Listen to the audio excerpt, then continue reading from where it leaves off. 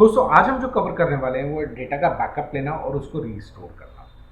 बहुत ही important aspect है। अगर आप टेली यूज़र हैं तो आपको इन दोनों की नॉलेज अच्छे तरीके से होना ज़रूरी है। सो बैकअप लेने के लिए हमें कहाँ जाना होता है, जैसे कि हम देख सकते हैं कि ऑल्ट के साथ F3 प्रेस करना है। देखिए, और यहाँ पे आपके पास ऑप्शन आ जाती है बैकअप। कभी भी जब हम बैकअप लेते हैं तो एज एन यूज़र हमें कुछ चीज़ों को अंडरस्टैंड करना ज़रूरी है। हमें ये समझना चाहिए कि मेरा डेटा आखिर रखा कहाँ है, मैं उसका बैकअप कहाँ ले रहा हूँ। तो आपको इसके लिए कंप्यूटर का बेसिक नॉलेज होना ज़रूरी है, ताकि आपको ये पता हो कि आपका डेटा एक्चुअल में रखा कहाँ जाता है। जब हम बैकअप में जाते हैं तो देखिए, सबसे पहले मेरे पास क्या आता है कि ये कहता है मेरा सोर्स ड्राइव। सोर्स का मतलब होता है जहाँ पे मेरा टैली का डेटा रखा है। सबसे पहले हम इस लोकेशन को समझते हैं। ये कहता है ई ड्राइव, जिसके अंदर आप जाएंगे और tally.erp9 जिसमें डेटा नाम का फोल्डर आपने रखा है। तो इसके लिए मैं क्या करूँगा, अपने सिस्टम में जाता हूँ और मैं यहाँ से माई कंप्यूटर के अंदर जाने के बाद मैं ई ड्राइव के अंदर गया। जैसे कि हमने कहा tally.erp9 ये मेरे को दिख गया और यहाँ पे डेटा नाम का फोल्डर है। सो टैली का जो डेटा जो भी आप कंपनी बनाते हैं वो ऑटोमेटिकली उसके लिए एक सेपरेट फोल्डर क्रिएट करता है। और टैली ERP9 का जो फोल्डर क्रिएट होता है वो 5 डिजिट में, और पहला फोल्डर कोई भी जो क्रिएट होता है वो 10,000 से शुरुआत करता है। तो हम कह सकते हैं कि 10,000 से लेकर 99,999 तक आप जितनी चाहो अपनी कंपनियाँ क्रिएट कीजिए, टैली को उसमें कोई इशू नहीं है। अब हम आते हैं टैली के अंदर। ये देखिए, ये मेरे को ये पता चला कि मेरा सोर्स कहाँ है। सोर्स मैंने अभी आपको दिखाया कि ये मेरा ई ड्राइव। अगर आप यहाँ पे क्लिक करते हैं तो देखिए यहाँ पे आपको डेटा का पाथ नज़र आता है।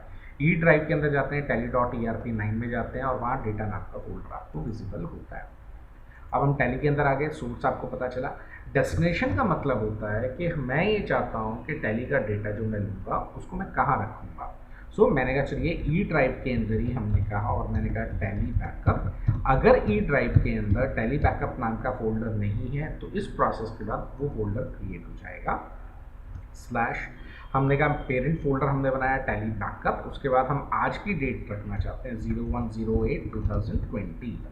और मैंने कहा कितनी कंपनीज़ को लेना है। अगर आप ऑल आइटम्स करेंगे तो वो सभी कंपनी को एक साथ बैकअप ले लेगा, लेकिन कभी कभी होता है हमें सिर्फ एक ही कंपनी का बैकअप लेना है तो मैं इंडिविजुअल कंपनी का भी सिलेक्ट कर सकता हूँ।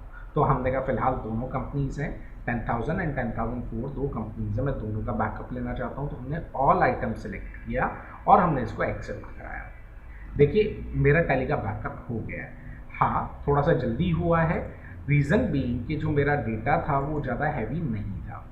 जब हम ई ड्राइव में जाते हैं तो हमें दिखता है टैली बैकअप। इसके अंदर जाते हैं तो आज की डेट से एक फोल्डर आपको दिखेगा, और देखिए यहाँ जाके आपको ये टैली का डेटा का फोल्डर विजिबल हो रहा है। टैली बाय डिफ़ॉल्ट उसको रार फॉर्मेट के अंदर सेव करता है, जिसको आप किसी को मेल भी कर सकते हैं और कहीं और लोकेशन पे जाके सेव भी कर सकते हैं। सो ये मेरा बैकअप आ गया। कहाँ रखा था हमने, यहाँ पे रखा था। ये देखिए मैं टैली में आता हूँ, बैकअप हो गया।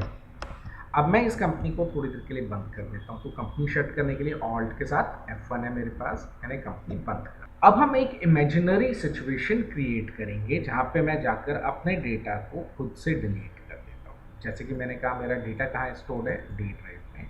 हो सकता है आपकी हार्ड ड्राइव क्रैश हो गई हो, या हो सकता है कोई रीज़न से आपका डेटा करप्ट हो गया, या कोई भी रीज़न से आपका डेटा आज अवेलेबल नहीं है। ये देखिए गलती से किसी से डिलीट हो गया। मे बी पॉसिबल कि आप किसी दूसरे कंप्यूटर पे गए जहाँ पे डेटा है ही नहीं, वहाँ पे आप डेटा रिस्टोर करना चाहते हैं, ठीक है। या कभी कभी होता है डेटा फिजिकली डैमेज हो गया, अब आपको पुराना डेटा से रिस्टोर करना है। अब बैकअप मेरे पास रखा है हमारे ड्राइव के अंदर ही। कहाँ रखा था हमने, ई ड्राइव में गए थे, टैली बैकअप में गए। जैसे कि मैंने टैली का डेटा डिलीट किया, अब मैं आपको लेकर जाऊँगा tally.erp9 सॉफ्टवेयर में। जब अब आप यहाँ से सिलेक्ट कंपनी करेंगे तो सिलेक्ट कंपनी के अंदर आपको क्या दिख रहा है, नो कंपनीज ऑन डिस्क। कहता है कि भैया आपके पास तो कोई डेटा ही नहीं है जिसको मैं खोल के दिखाऊं। अब बाय मिस्टेक आपसे कंपनी डिलीट हुई है, या किसी ने पर्पसफुली कंपनी डिलीट किया, हो सकता है आपकी हार्ड ड्राइव क्रैश हो गई हो और आपने फ्रेश टैली इंस्टॉल किया हो, तो आप इस सिचुएशन पे आके खड़े हो जाएंगे। अब जैसे कि हम लोगों ने ऑलरेडी बैकअप लिया है तो आपके पास क्या ऑप्शन होती है, उसको रीस्टोर करने की ऑप्शन होती है। तो जैसे ही मैं रीस्टोर करूंगा तो देखिए यहाँ पे आपको क्या ध्यान देना है, अब डेस्टिनेशन आपका क्या बन जाएगा, टैली का वो फोल्डर जहाँ पे आप उसको रीस्टोर करना चाहते हैं। और जो मेरा रीस्टोर, जो मेरा बैकअप फाइल है उसकी लोकेशन क्या है, बैकअप फाइल की लोकेशन है E drive tally backup slash आज की डेट का जो फोल्डर हमने क्रिएट किया था। मैं एंटर प्रेस करता हूँ तो देखिए मेरे को दोनों कंपनीज मिल रही है। अब आपके पास चॉइस होती है कि आप इनमें से किसी एक कंपनी को रीस्टोर करना चाहते हैं या आप दोनों को रीस्टोर करना चाहते हैं। हमने कहा ऑल आइटम्स, यस किया। अब मैं इसको एक्सेप्ट करा देता हूँ और ये देखिए रीस्टोर हो गया। बिल्कुल भी टाइम नहीं लिया क्योंकि डेटा भी ज़्यादा नहीं था, 2 कंपनियाँ थी। अब मैं यहाँ पे आता हूँ और मैं यहाँ से सेलेक्ट कंपनी करता हूँ और देखिए यहाँ से मेरे को दोनों डेटा मेरे को फिर से विजिबल हो गए। मैं इसको खोलता हूँ, देखिए मेरा डेटा ओपन हो गया। जब भी हम बैकअप एंड रीस्टोर करते हैं तो आपको किस बात का ध्यान देना है कि कहाँ पर हम डेटा स्टोर कर रहे हैं वो आपको मेमोराइज होना चाहिए, आपको वो याद होना चाहिए कि आपने बैकअप कहाँ लिया, और जब आप रीस्टोर कर रहे हैं तो किस लोकेशन में आप रीस्टोर कर रहे हैं। इन चीज़ों पे आपको थोड़ा सा ध्यान देने की ज़रूरत है। कई बार हमारे पास चार्टर्ड अकाउंटेंट से फ़ोन आता, डेटा उन्होंने किसी का रीस्टोर किया तो क्लाइंट का डेटा तो आ गया नया वाला, लेकिन उसने एग्जिस्टिंग डेटा को गायब कर दिया। तो ऐसा होता क्यों है? तो देखिए मैं दोबारा से आपको आर्किटेक्ट दिखाना चाहूँगा टैली का। जब हम टैली के अंदर किसी भी फोल्डर में जाते हैं, डेटा फोल्डर में, और जब हम वहाँ जाके देखते हैं तो ये फोल्डर्स बने 10,000 10,004। अब ये बैकअप में कभी भी किसी भी दूसरे सिस्टम में करूँगा वो बाय डिफॉल्ट उसको 10,000 एंड 10,004 के नाम से रीस्टोर करेगा। अब टैली को जब रीस्टोर करते टाइम सेम नंबर की कंपनी मिलती है तो वो आपको वार्निंग देता है, लेकिन अगर आप उसको एक्सेप्ट कर देते हैं तो टैली ओवरराइटिंग मोड में होता है, वो इस डेटा को नए डेटा से रिप्लेस कर देगा। तो आपको हमेशा ध्यान रखना है कि कभी भी अगर आपको रीस्टोर करते टाइम ये एरर मैसेज आता है कि इस नाम से ऑलरेडी डेटा एग्जिस्ट है, तो आप क्या करेंगे, पहले उस फोल्डर में जाएंगे और उस डेटा के पाथ का नाम चेंज कर देंगे। ये देखिए मैं एक बार और दिखाना चाहूँगा आपको। अगर मैं रीस्टोर कर रहा हूँ, जैसे कि मेरा डेटा ऑलरेडी अवेलेबल है लेकिन मैं उसके बाद भी रीस्टोर करता हूँ, तो देखिए क्या करेगा।